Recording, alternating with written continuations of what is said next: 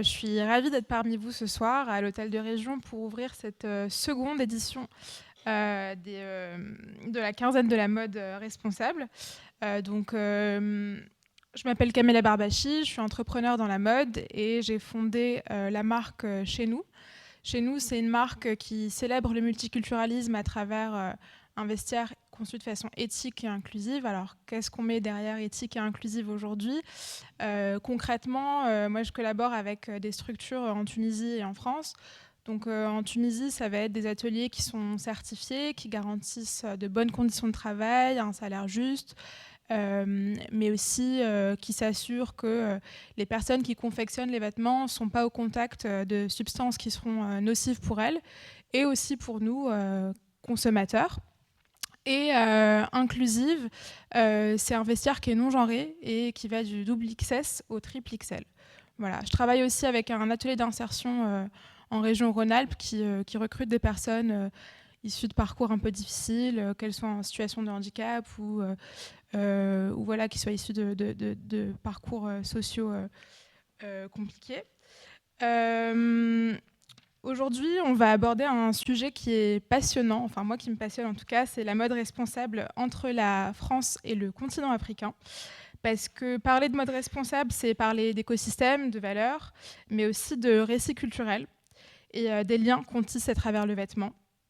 Pour explorer tout ça, j'ai la chance d'être entourée de 4 invités engagés et inspirants que je vais vous présenter. Donc, je commence par Emmanuelle Spies. Emmanuelle, vous êtes historienne de l'art et spécialiste du continent africain. Votre regard croisé entre histoire et sociologie nous aide à comprendre comment la mode s'inscrit dans des dynamiques culturelles plus larges. Et on va en parler prochainement. Ensuite, on a Jessica. Jessica, est-ce que tu nous entends ? Oui, je vous entends. Alors, Jessica Ngonkemoum est basée au Ghana et elle est consultante en développement de marques africaines durables. Jessica, vous accompagnez des créateurs qui repensent la mode à partir de l'upcycling, du recyclage et de l'économie circulaire, c'est ça ? Tout à fait. Très bien. On a aussi Baptiste Lingungu qui est avec nous, fondateur de la mode européenne. Baptiste, votre projet, il met la mode au service de la transformation sociale. Je crois que c'est une association qui revalorise les stocks dormants des entreprises. Et vous avez collaboré avec la marque DDP Revival, qui est représentée aujourd'hui par Franck Huche. Donc Franck, vous êtes directeur général de DDP Revival et vous engagez aujourd'hui aussi pour une démarche plus responsable chez DDP. Ok, donc je commence par Emmanuelle. Emmanuelle, j'aimerais que vous nous donniez votre lecture d'historienne et j'aimerais qu'on comprenne aujourd'hui comment le contexte historique et sociologique il façonne notre regard sur la mode responsable entre la France et l'Afrique. Ouh là là. Bon, en tout cas, je voudrais déjà vous remercier de cette invitation. Pour présenter quelques informations d'ordre historique et sociologique. Alors, pas forcément ancrées dans la pratique, mais néanmoins, j'ai toujours eu l'habitude de travailler à partir de cas concrets. Actuellement, vous n'êtes peut-être pas sans savoir que la mode est vraiment bien représentée dans les expositions françaises, notamment au Louvre, notamment au Quai Branly. Même dans Le Monde, il y a eu des articles au mois de mai, au mois de juillet, d'un grand philosophe, Emmanuel Koch, avec un grand designer de mode, Michelangelo, son nom m'échappe tout à coup, je l'avais quelque part par là. Et donc dans cet article du Monde, Alessandro Michele, voilà, je me suis trompée de prénom, dans cet article du Monde, il était question justement de pourquoi les intellectuels, pourquoi finalement on avait laissé complètement tomber la mode dans les domaines universitaires.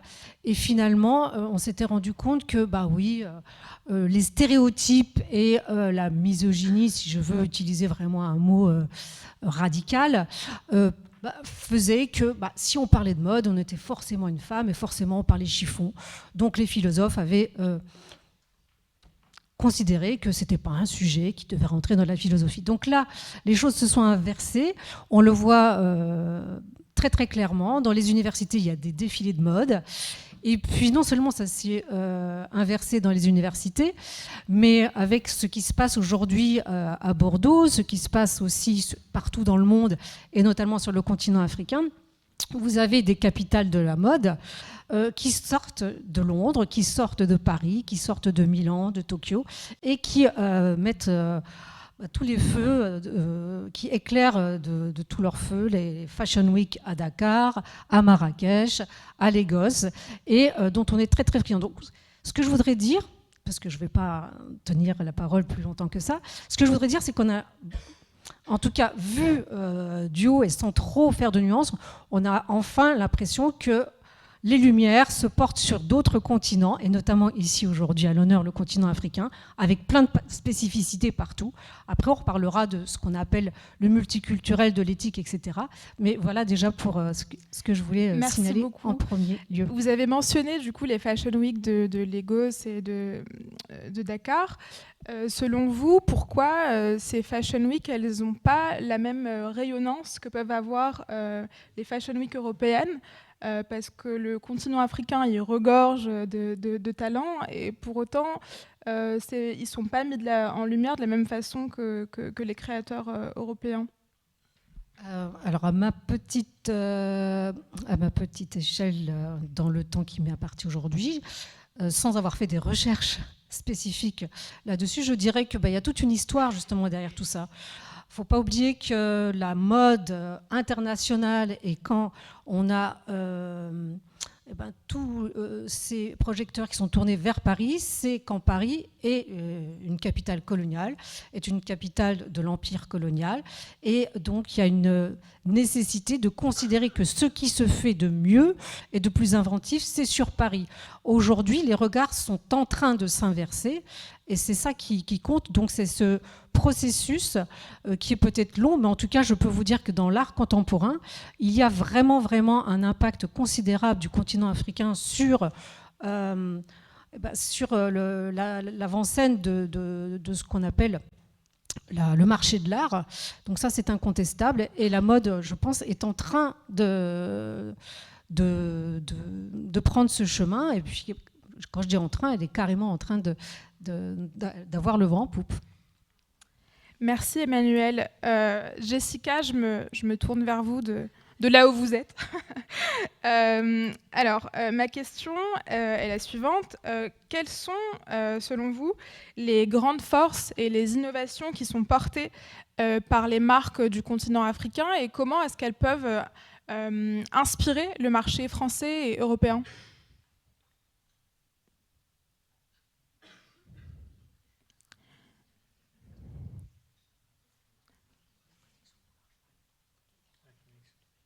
D'accord, bon, on repassera.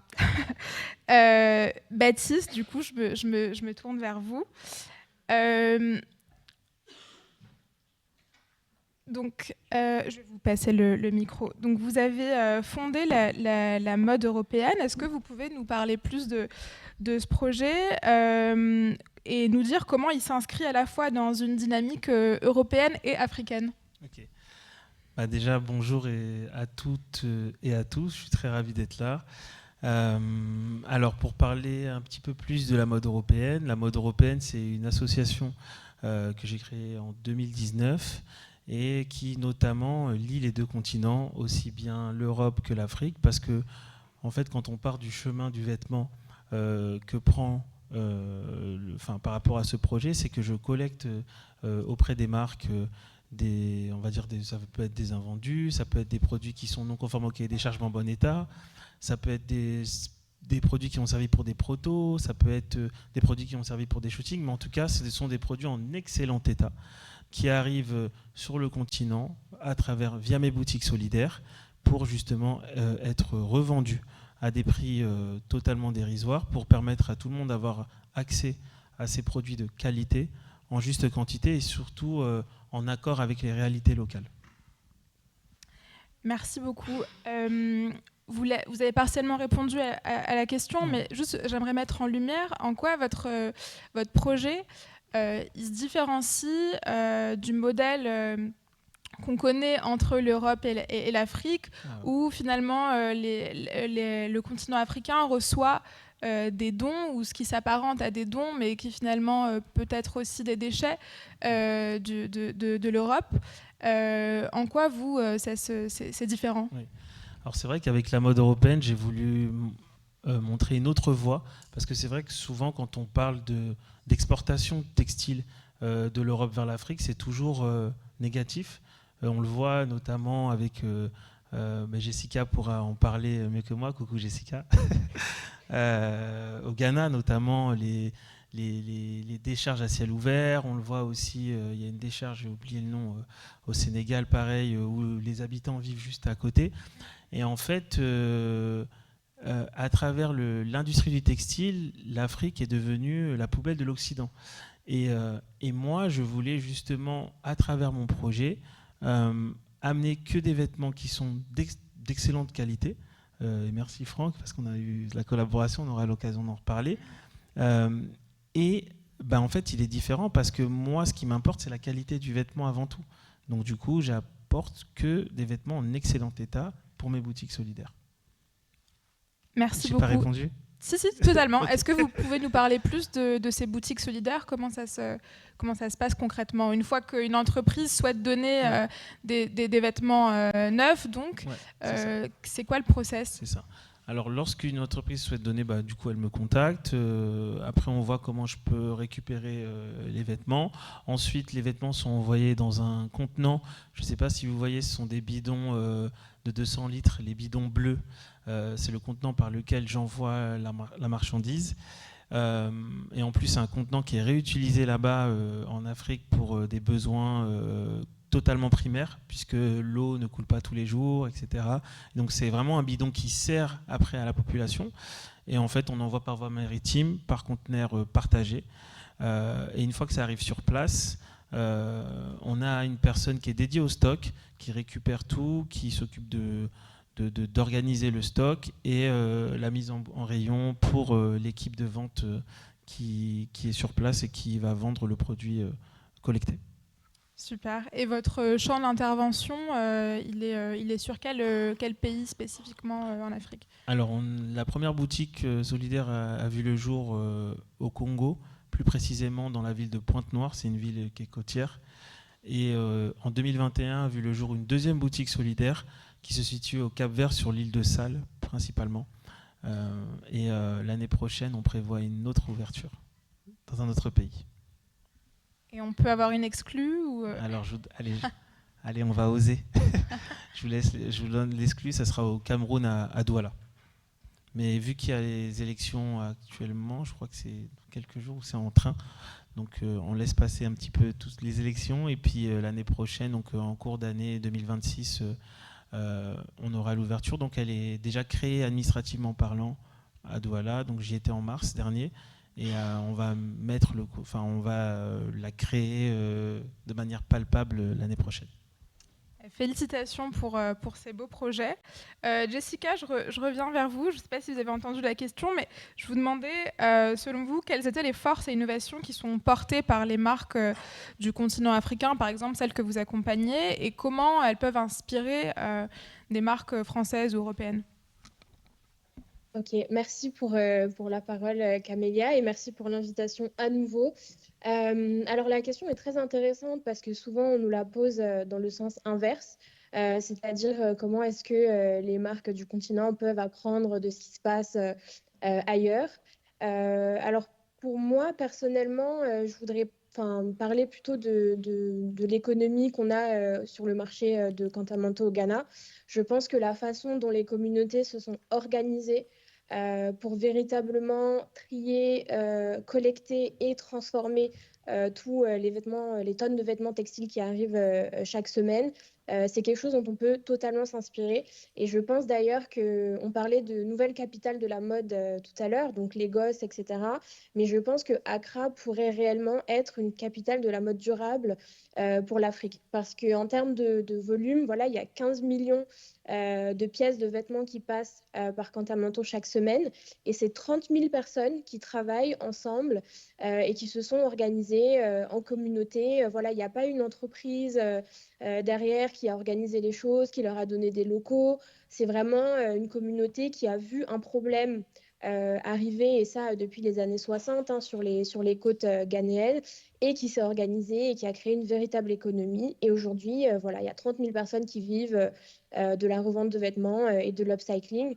Donc voilà, cette capacité de s'organiser avec effectivement peu de moyens, mais aussi de fonctionner en communauté indépendante, je pense que c'est quelque chose dont on peut tous apprendre des upcyclers, par exemple, du Ghana. Merci Jessica. Et pour un public non aguerri, est-ce que vous pourriez définir ce que c'est l'upcycling et les upcyclers? Alors, de nouveau, de notre perspective, donc c'est une communauté de personnes qui va recevoir toutes les semaines, donc dans des balles de vêtements, tout ce qui a été donné, notamment en France, mais aussi en Europe. Donc tout ça va être transporté trié d'abord et transporté dans des balles, puis vendu. Ça, c'est quelque chose aussi qu'on ne sait pas souvent, c'est qu'en fait, c'est des balles qui sont vendues sur les marchés ici. Et donc, dans cette communauté, il y a des gens qui ont pour objectif de trier les vêtements, de les dispatcher entre différents vendeurs. Et pour les vêtements qui ne peuvent pas être vendus en l'état, en fait, on a une communauté de designers. Certains ont fait des études de mode, mais beaucoup sont, comme on dit, self-taught, donc c'est des autodidactes qui vont en fait reprendre ces vêtements-là, ces textiles, les transformer. Donc, il y a un premier travail de déconstruction, donc véritablement déconstruire le vêtement et imaginer en fait une nouvelle vie et une nouvelle vocation pour ce vêtement. Donc, en fait, on a par exemple des chemises pour hommes qui vont devenir des shorts pour enfants. On a des robes de gala pour femmes qui vont devenir des t-shirts ou des tenues, des uniformes d'école. Donc, c'est vraiment un travail de déconstruction et de reconstruction pour des fins utiles localement. Et ce qui est intéressant, c'est qu'au final, ils infusent également un goût et une tendance locale sur les coupes, les couleurs, les textures. Donc voilà, on déconstruit, on reconstruit, on fait de l'upcycling. Merci beaucoup Jessica. Et inversement, selon vous, qu'est-ce que les échanges avec la France peuvent apporter en termes de structuration, peut-être de visibilité ou d'accès au marché à ces créateurs africains? Alors effectivement, je pense que ça serait plus en termes d'accès au marché. Mais il y a aussi un point qui est assez intéressant que j'ai observé dans mon travail avec les upcyclers du coup de Cantamanto, c'est que c'est une communauté, donc ils travaillent vraiment tous ensemble, et parfois il y a un peu une difficulté à avoir des produits qui sont singuliers et des marques qui brillent véritablement par leur individualité.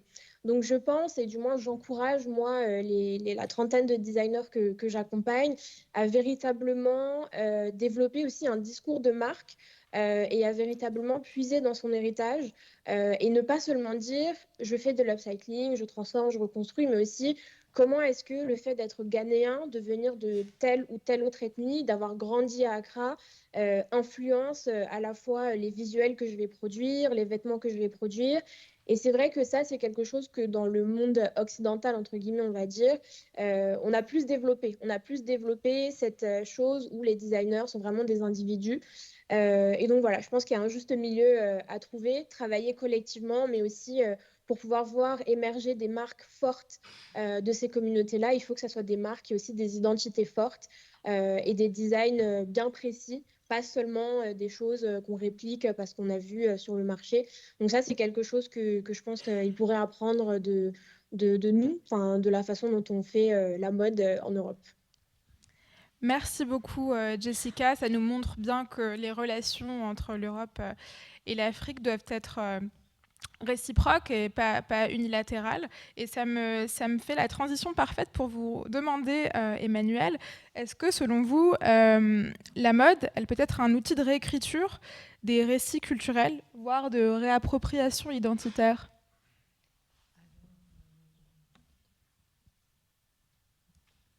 Oui, comme ça marche. C'est une question qui est en relation avec le livre qui a été publié, qui a été écrit par Remais Ben Lardar. Cet auteur donc est venu présenter son livre en juin dernier, il me semble, oui c'est ça. Et donc le titre du livre c'est L'appropriation culturelle, histoire, domination et création aux origines d'un pillage occidental. Et donc dans ce livre, je fais un peu de l'histoire parce que c'est un peu mon métier, et de la sociologie, j'abandonne pas non plus cette discipline. Il raconte justement comment les Européens ont littéralement pillé les savoir-faire, les matériaux, les motifs de certaines zones du continent. Donc je prends par exemple le grand... Alors est-ce que c'était un couturier? Non, c'était quelqu'un qui était spécialiste dans la production de tissus rodiers.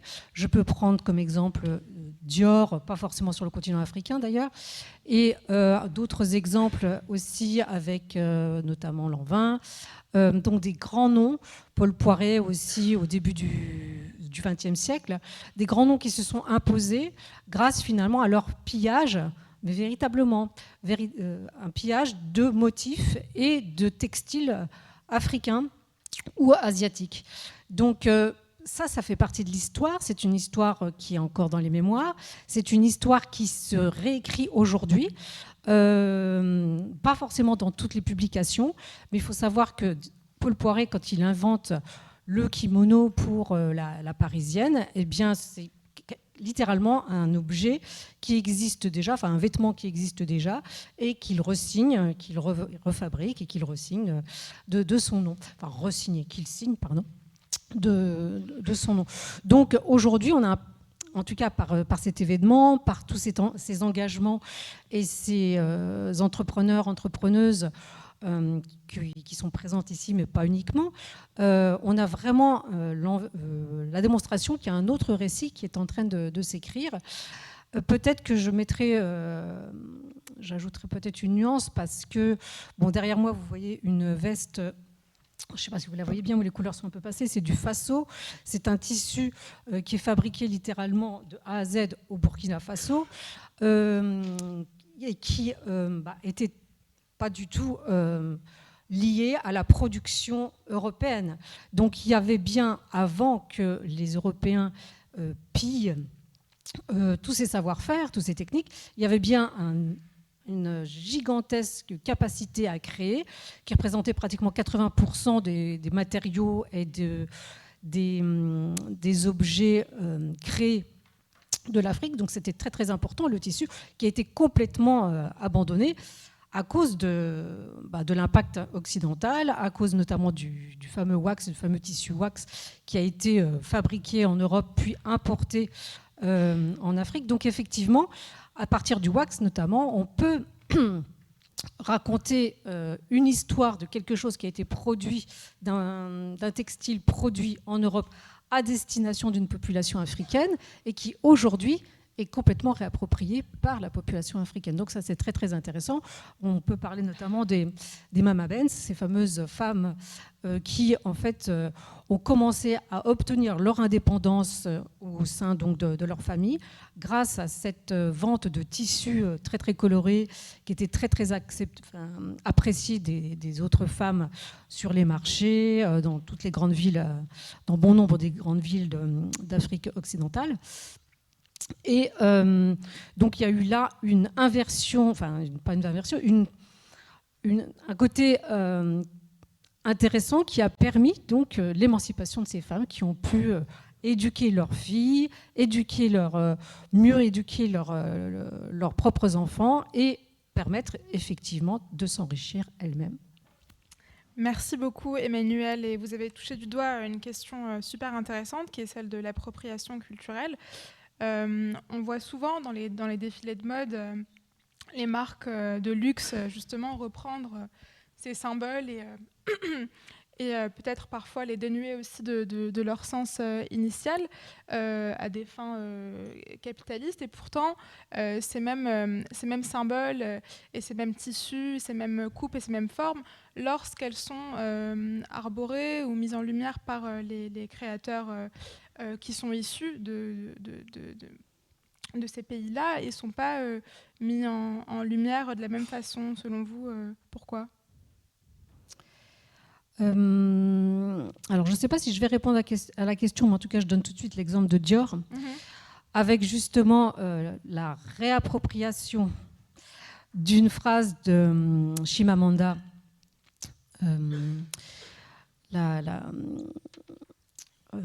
Adichie Chimamanda Ngozi, donc une grande écrivaine nigériane, et qui vit aux États-Unis actuellement, et qui, lors d'une conférence TED, avait prononcé cette phrase qui a été reprise « We should all be feminists ».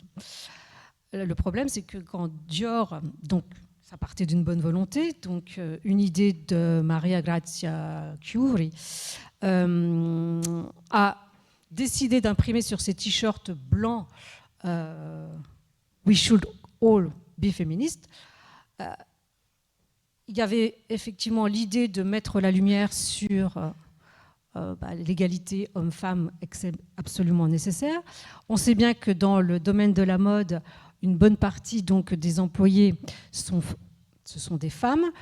On sait bien aussi que dans les Suds, comme dans les pays du Nord, bien, ce ne sont pas forcément des ouvrières qui sont très bien payées, donc il y a une précarité financière. À cela s'ajoute la précarité sanitaire, et puis il y a une vraie morbidité liée justement aux matériaux qui sont utilisés, au rythme de travail et aux chaînes de production.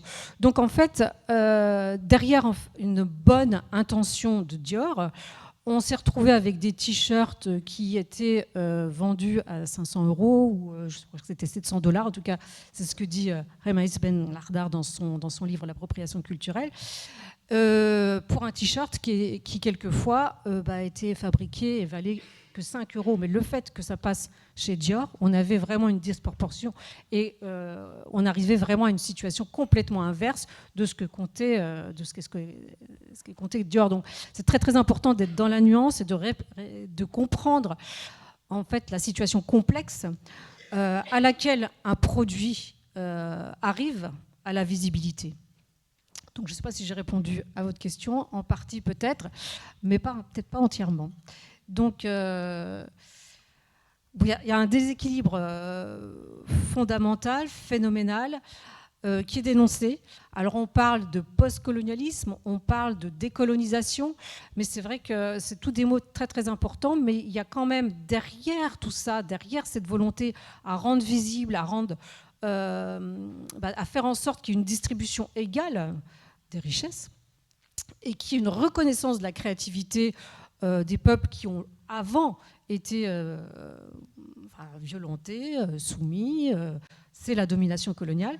Il y a une volonté de mettre tout ça à bas et à plat, mais ça ne se passe pas du jour au lendemain, ça prend du temps et je crois que toutes les expériences, encore une fois je reviens à ça, qui sont nommées, exprimées, très très clairement exposées ici, nous le montrent. Donc on est dans un processus qui, en tout cas, autour de nous, ici, aujourd'hui, est en train de... Je ne veux pas généraliser au monde entier, je parle des expériences dont j'ai entendu parler tout de suite, montre bien que la tendance est de reconnaître qu'on doit faire les choses à part égale.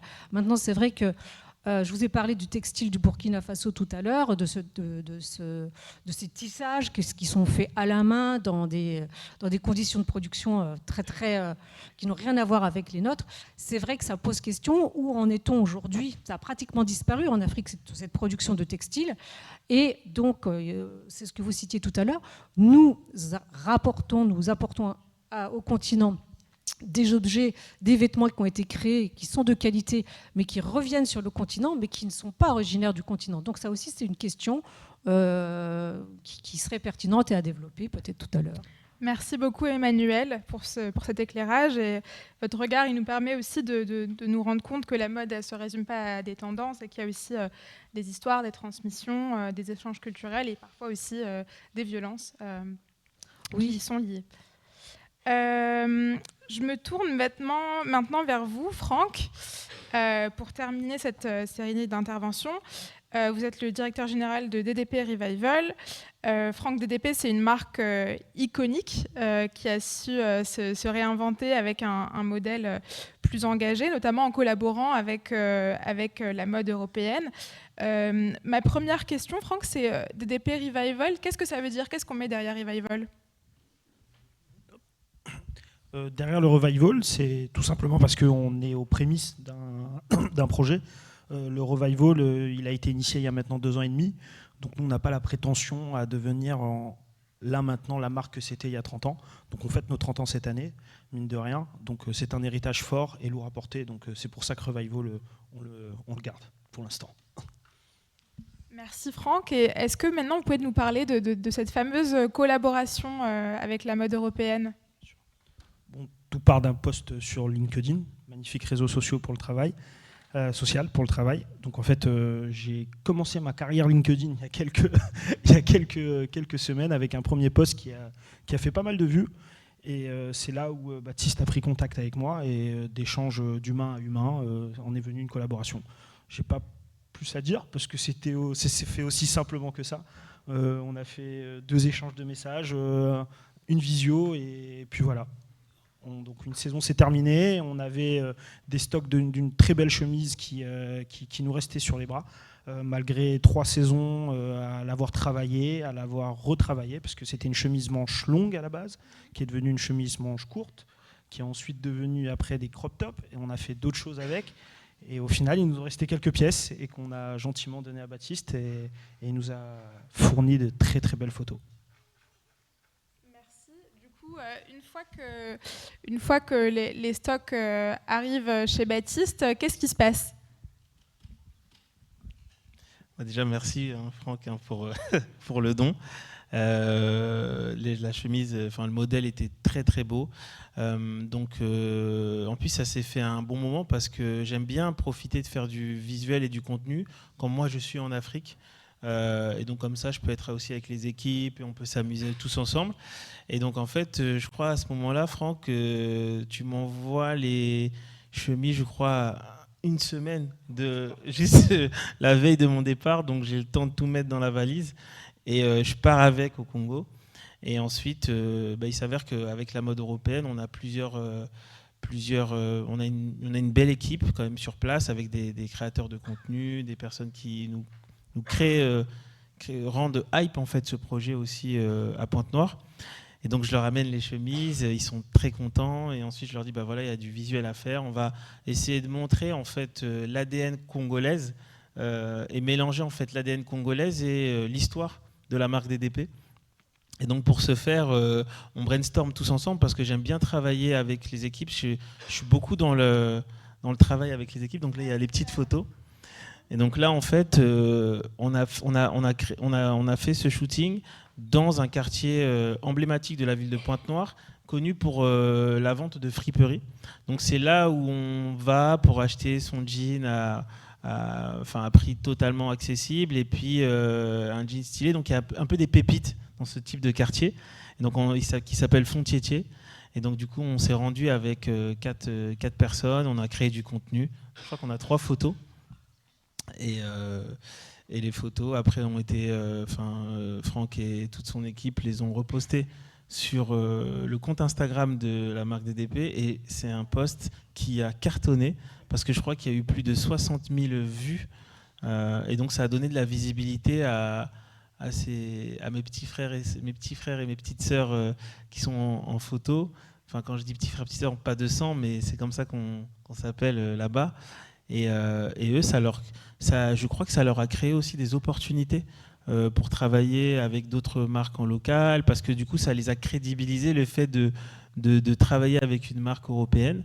Et en fait, ce qu'on a fait, c'est qu'on n'a pas essayé de faire les Européens au Congo, mais on a ramené DDP au Congo et dans une ambiance congolaise, en fait. Et je pense que c'est ça qui a plu aussi bien aux Congolais qu'à tous les Français qui ont pu voir ce contenu. Merci. Franck, je reviens vers vous. Qu'est-ce que ça vous apporte, ce genre de collaboration? Qu'est-ce que vous cherchez à faire en collaborant avec ce genre d'initiative? Alors, je vais être très honnête et peut-être décevant, mais pas grand-chose au final.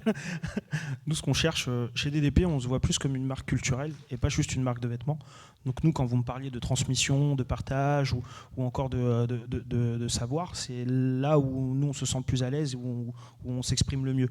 Donc en fait, c'était juste un moment de partage, tout simplement. Il n'y a pas d'autre chose à dire que ça. C'était vraiment...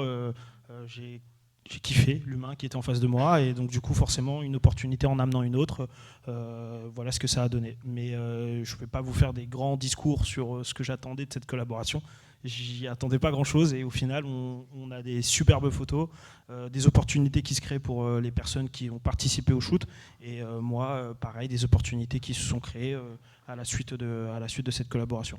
Donc au final il n'y a pas forcément besoin d'avoir voilà, il n'y a pas forcément besoin d'avoir un but financier ou autre de visibilité ou quoi qu'est-ce à travers les collaborations. L'humain suffit largement à faire de belles choses. Mais est-ce que ça ne permet pas aussi de redynamiser aussi l'image de DDP, une marque qui était historique surtout dans les années 2000. On se rappelle notamment, moi j'avais la combinaison, voilà, la fameuse.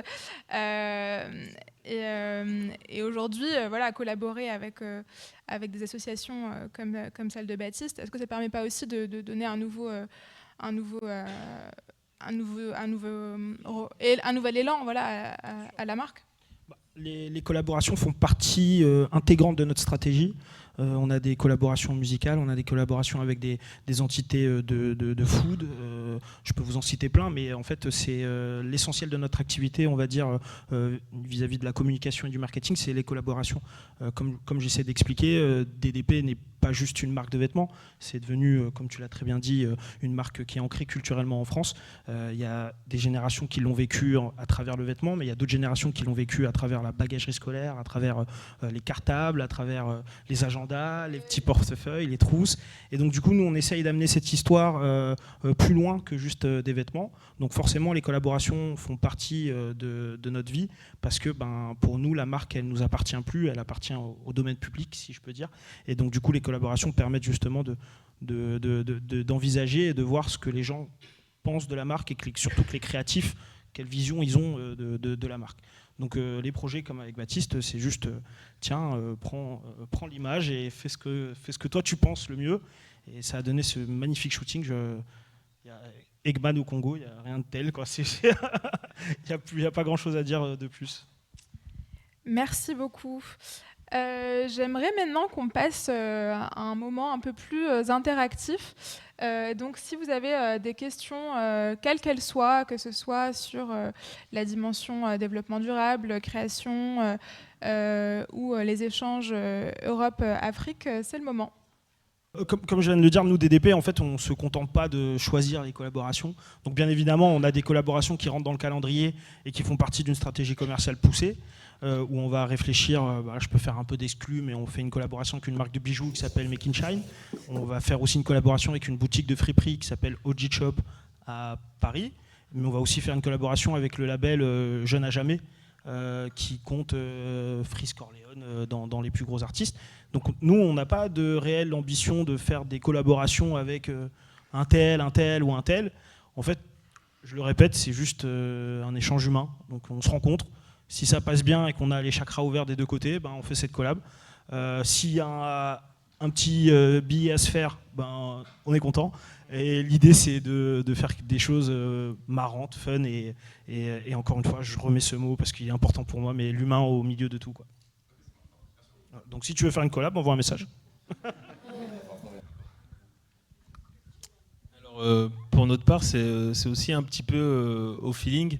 Après, on travaille maintenant avec plus d'une cinquantaine de marques qui nous aident justement à alimenter ces boutiques solidaires et dans cet élan de création d'emplois. Mais après, des collabs comme celle-ci, on ne les fait pas tout le temps. En fait, ça dépend du feeling qu'on a avec la marque. Et particulièrement avec Franck, le feeling est passé. Donc voilà, moi j'avais envie d'aller plus loin dans la collaboration. Mais voilà, ça se fait vraiment, vraiment au feeling. Pour le moment, j'ai pas de marque en tête, mais c'est peut-être parce que mon voyage n'est pas encore prévu. Donc c'est souvent lorsque je sais mes dates de voyage, que j'organise un petit peu ce que je pourrais faire en termes de contenu avec les marques que je privilégie justement pour ce type d'opération. Oui, bien sûr. Sur place aussi, au Congo. Par exemple, les marques avec lesquelles on travaille, on va avoir des marques comme Lee Cooper, on a déjà eu Groupe Etam, IKKS aussi. IKKS, j'ai oublié, mais on a une très très bonne relation avec IKKS parce qu'on est sur la partie stock dormant d'IKKS, mais également les vêtements des collaborateurs, puisqu'on a une borne de collecte qui est au siège d'IKKS, qui se situe à Saint-Macaire vers Nantes. Et en fait, là, il va y avoir du contenu pour eux, parce que il y a un énorme feeling avec eux. Et donc les vêtements arrivent, je crois, dans une dizaine de jours. Et donc l'équipe sur place va préparer une tonne de contenu avec les vêtements IKKS et qui sortent de la marque et les vêtements IKKS, en bon état en seconde main qui proviennent des collaborateurs. Alors, moi, pour mon parcours, initialement, je n'avais pas forcément fait d'études dans la mode. C'est vrai que j'avais toujours eu un attrait, j'ai toujours été passionnée par le vêtement, mais je m'étais plutôt orientée vers des études de commerce international que j'ai faites à l'étranger.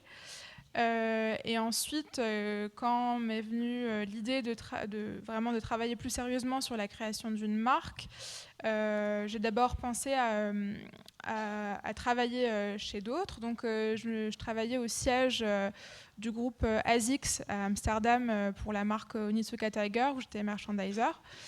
Et ensuite, après, j'ai fait une formation supplémentaire dans la mode en 1 an qui m'a permis d'avoir un peu les bases qui me permettraient de retranscrire mes idées à des fournisseurs. Et en ce qui concerne justement cette recherche de fournisseurs en Tunisie, c'est difficile au début, mais finalement, j'ai envie de dire que de la contrainte naît la créativité parce que j'ai un cahier des charges qui est très strict. Donc les ateliers avec lesquels je collabore, il faut qu'ils soient forcément certifiés. Donc là, en l'occurrence, ils vont être certifiés GOTS, SA8000, ISO 9001.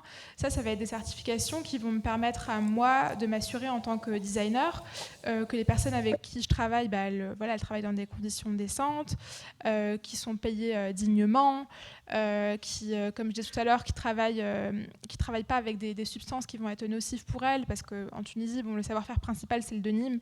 Et pour blanchir du denim, on va être en contact de matières qui sont extrêmement nocives pour les voies respiratoires, pour les mains. Donc voilà, pour moi, c'est hyper important de collaborer uniquement avec des structures qui sont certifiées. Et finalement, il y en a de moins en moins, donc le choix est limité. On avait une autre question là-bas. En fait, la marque, elle existe depuis maintenant 30 ans. Et en fait, quand tu reprends une marque avec une identité aussi forte, tu essaies de trouver un modem d'expression. Le textile étant un modem, c'est pas forcément sur lequel je me sentais le plus à l'aise. Et c'était, excusez-moi, mais c'est pas forcément le plus rentable. Donc du coup, se positionner en tant que marque culturelle, c'est aussi englober toute la légitimité de cette marque qui a 30 ans maintenant et qui a marqué plein de générations, et aussi travailler de façon plus intelligente. On ne part pas de zéro quand on reprend une marque comme DDP, et il ne faut pas l'oublier, et c'est pour ça qu'on se voit plus comme des bergers que comme une marque de vêtements, même si on fait des très beaux vêtements. Alors, ce qui est intéressant, merci pour votre question, ce qui est très intéressant, c'est que selon les pays où arrivait le tissu, le langage est différent. Donc l'œil de ma rivale, effectivement, est un tissu très très connu. Il y en a d'autres qui sont les marches de l'escalier qui montent vers le paradis. Certains tissus au Mali sont plutôt orientés dans des motifs plutôt abstraits, alors qu'au Nigeria, par exemple, c'est plutôt des motifs très très concrets, beaucoup plus tranchés dans les tons. Et donc, les dessinateurs des motifs, les designers, ils dessinent. Alors, ils ont longtemps dessiné dans les Pays-Bas. Certains venaient d'Afrique, mais certains étaient totalement européen. Il y a une BD qui est sortie qui s'appelle The Wax Paradox, qui est très très bien faite par Justine So et qui raconte justement cette histoire et cette variation de motifs en fonction du moment où le wax était vendu sur le territoire, sur les territoires africains. Je ne sais pas si je peux vous en dire un peu plus après si vous voulez, mais c'est vrai que le wax au départ était considéré comme être l'identité africaine, alors que l'origine du wax n'est pas du tout africaine, puisqu'elle est européenne. Mais que ça a quand même eu des conséquences dramatiques pour la production de textiles locales et la créativité, oui, la production de vêtements, de textiles sur place. Et je peux prendre une ou deux questions pour terminer, oui. parce qu'il est presque l'heure. Oui. Alors je laisse les autres questions et j'aurais peut-être une question par rapport aux marques, parce qu'on a beaucoup cité de marques occidentales, mais finalement, est-ce qu'on connaît des marques africaines et qui initie justement ce rapport? Est-ce que quelquefois l'initiateur est africain ou africaine et avec des marques africaines? Est-ce qu'on peut citer des marques africaines aujourd'hui dans cette salle? Jessica. Alors, je me demandais si la question était pour l'audience. Alors oui, on peut citer beaucoup de marques africaines qui vont pas nécessairement se revendiquer comme étant des marques durables, mais qui vont avoir en fait dans leur ADN cette façon de produire qui soit éthique, très orientée sur la slow fashion. Donc on peut parler des marques qui font fureur, on va dire, depuis quelques années. Il y en a beaucoup qui sont basées en Côte d'Ivoire, donc Kente Gentleman, La Falaise Dion. On peut parler aussi de marques nord-africaines. Par exemple, évidemment, chez nous, il y a aussi une marque de chaussures dont le nom m'échappe. Ensuite, on a des ZYNE, exactement, Z-Y-N-E. Et ensuite, on a des marques aussi qui sont issues de la diaspora, mais qui, par exemple, produisent en Afrique. On a par exemple la marque Omol, qui, par exemple, source des textiles et du deadstock en France et ensuite fait produire ses collections par des artisans au Cameroun. Donc voilà, on a beaucoup de marques dans la diaspora, Imi Kimi qui est plutôt rattachée à la Centrafrique. Et après, on a des marques sud-africaines, Wanda Les Photos. On a des marques sud-africaines aussi qui ont été finalistes, demi-finalistes en tout cas du prix LVMH, du prix Karl Lagerfeld. Donc aujourd'hui, on a des marques qui sont assez grosses et qui quand même arrivent à atteindre des audiences internationales, notamment par le storytelling, mais aussi par le savoir-faire dont on parlait tout à l'heure. Donc on se rend compte que voilà, tout n'est pas perdu. Il y en a énormément qui utilisent des techniques comme le faso d'Anfani, le kente, le pain tissé, et qui en fait arrivent à quand même se faire un nom sur la scène internationale. Leur principale limite étant la capacité de passage à l'échelle, vu que ce sont des techniques qui sont pour la plupart très longues et qui nécessitent beaucoup d'investissement. Donc la question de l'investissement aussi, elle est très importante pour elles. Mais voilà, il y a pléthore de marques africaines. Si ça vous intéresse, je vous invite vraiment à faire des recherches, regarder ce qui se passe à Lagos Fashion Week tous les ans. Il y a près d'une 50aine de marques qui présentent. Voilà, donc il y a de quoi faire. Merci Jessica. Je vais prendre une dernière question du public. Le son. Oui. Super, merci.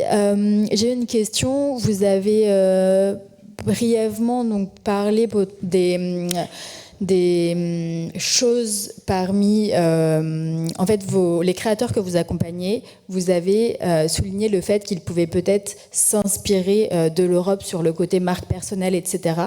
Mais à l'inverse, parmi les créateurs que vous accompagnez, quel est le point le plus fort pour lequel on pourrait s'inspirer, sur eux, par rapport à ce qu'ils font, ce que vous voyez, qu'ils proposent, etc. Et hormis peut-être le côté communautaire, mais vraiment un autre point que vous aimeriez avancer. Merci pour la question. C'est une question qui est très intéressante parce que selon les géographies, on va avoir des approches qui vont être très différentes.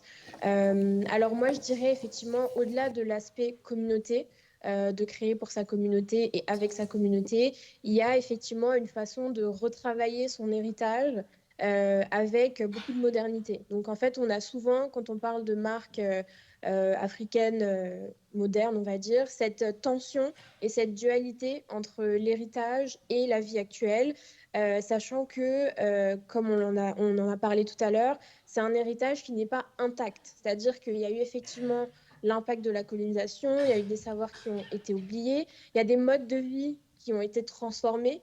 On ne vit plus dans certains pays africains aujourd'hui comme on vivait avant. Donc, en fait, c'est vraiment la capacité de prendre, par exemple, je pense à une marque, des marques, par exemple, sénégalaises qui vont réinventer la façon dont on porte le boubou. Donc, le boubou qui est un peu le vêtement traditionnel ouest-africain, une grande robe, souvent en basin, et qui, en fait, aujourd'hui, vont en faire des boubous beaucoup plus légers, en coton, qui vont faire des boubous avec des découpes, donc qui sortent complètement du côté traditionnel et conservateur que peut avoir la société sénégalaise.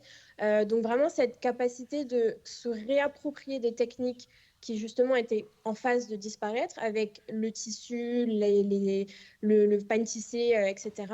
Et aussi le réadapter à un style finalement, un mode de vie finalement africain moderne. Donc, et véritablement s'ancrer dans le quotidien de jeunes Africains qui, en fait, aujourd'hui, il ne faut pas l'oublier, on vit dans un monde globalisé et en fait, ce ne serait pas juste de séparer en fait le consommateur africain du consommateur européen, parce qu'en fait aujourd'hui on a tous le même Internet, le même Instagram, donc les consommateurs dakarois quand ils vont sur Internet, ils voient les mêmes tendances que nous, et c'est simplement cette capacité en fait à véritablement infuser un héritage culturel dans des tendances qui en fait sont globales que je trouve très très intéressant. Donc c'est ce que je pourrais mettre en lumière aujourd'hui.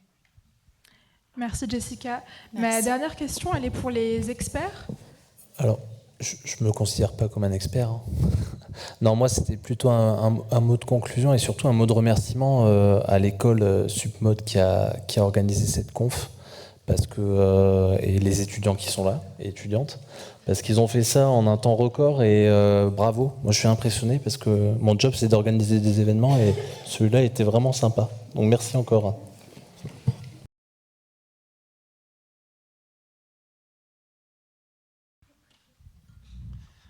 Alors, comme conseil, c'est une très bonne question. Moi, je dirais plutôt vous écouter. Je pense que c'est vrai que, comme disait Jessica, on appartient tous à un monde global. On voit tous et toutes la même chose sur les réseaux. Donc, qu'on soit au Ghana, à Paris, à Brazzaville, on se ressemble un petit peu tous puisqu'on est tous inspirés. Mais je pense que si on va s'écouter, on va venir embarquer les personnes dans notre univers et pas justement aller vers l'univers global. Et je pense que le conseil que je peux dire, c'est écoutez-vous. Le conseil que je peux vous donner à tous, jeunes créateurs ou jeunes entrepreneurs, c'est vraiment d'essayer, d'y aller. Et même si vous tombez, vous allez vous relever. C'est un peu bateau ce que je dis, mais en fait, de rien peut naître de grandes choses. Donc même si vous n'avez pas d'argent, si vous n'avez pas de locaux, si vous avez ne serait-ce qu'une idée, ça suffit pour commencer quelque chose. Donc allez-y, foncez et essayez au maximum. Même si vous devez tomber 10 fois, il y en aura bien une fois où vous allez réussir. Donc allez-y. Merci Franck. Emmanuel ?